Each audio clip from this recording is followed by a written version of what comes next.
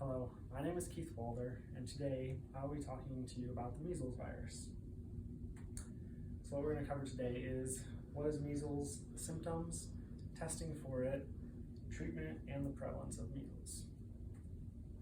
First, what is measles? Measles is the subfamily Paramyroxyvirinae and family Paramyroxyviridinae and genus morbillivirus. Measles is an acute respiratory disease with references to it going back as early as the 7th century. It is a highly contagious negative RNA strand transported by the respiratory system. And in light of COVID-19, we all know how dangerous a respiratory virus can be. Measles is shaped like a ball, as you can see here in the picture, and it attaches to other cells with the help of two proteins called protein H and protein F, and then gains entry into the cell by endocytosis. Two proteins called the large protein and the phosphoprotein assist in copying the genome and making new viral proteins. After gaining entry, it is then uncoded and causes viral release within the cell. And this typically happens in the epithelial tissue in the nasopharynx. Measles is then spread throughout the body by CD150 immune cells. So as you can see here is the epithelial tissue, and the dark purple there in the middle is the measles. Symptoms of measles.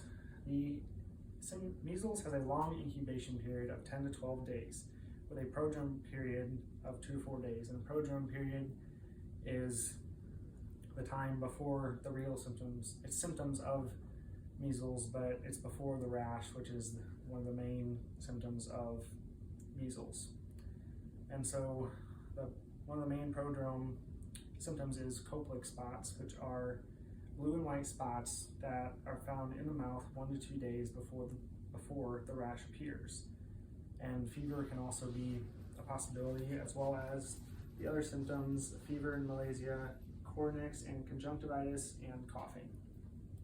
So then the rash appears and lasts about 5 to 6 days and spreads over the whole body. Some other results of measles can be pneumonia, encephalitis, ear infections, and even death. Testing for measles. There are 2 different ways to test for measles. One is IgM testing, and for IgM testing, there is one single serum specimen that is taken. Positive results usually occur if the specimen is taken the day the rash appears. Outside of 72 hours, there's a 20% chance of a false negative. The second way is IgG testing, and this requires 2 serum specimens.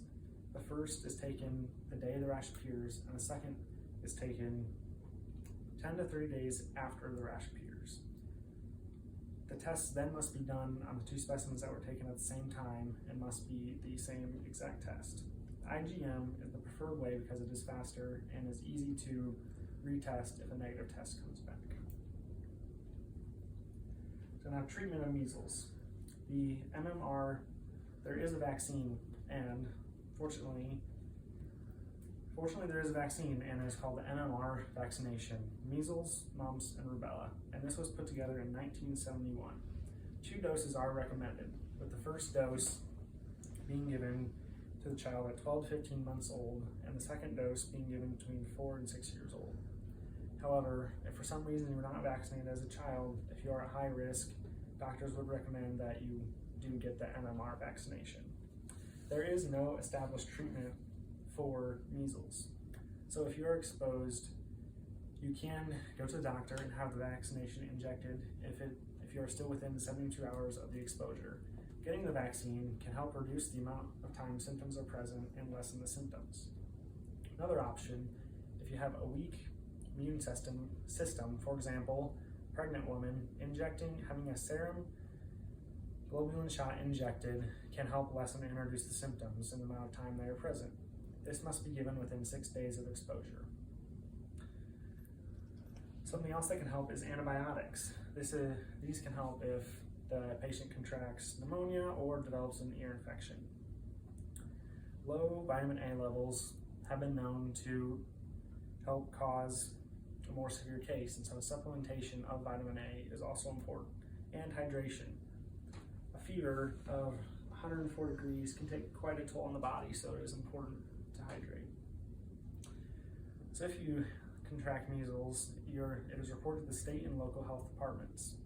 They then investigate and decide what action should be taken in the area to help prevent an outbreak.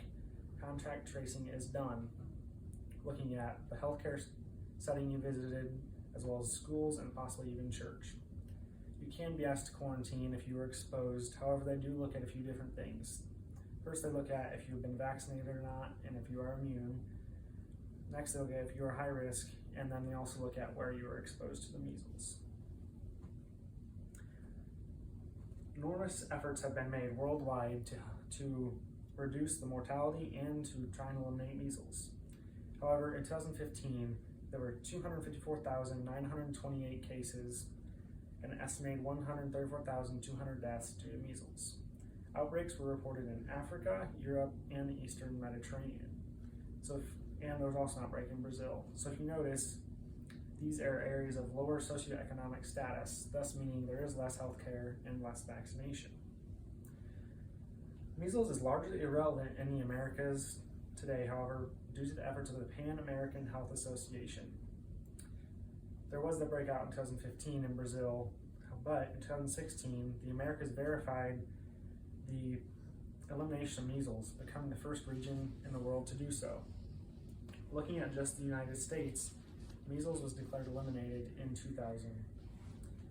However, in 2019, there were also 1,300 cases across 31 states.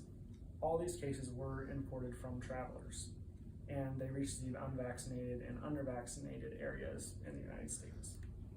Thank you for listening to my presentation today, and hope you enjoyed and learned more about measles.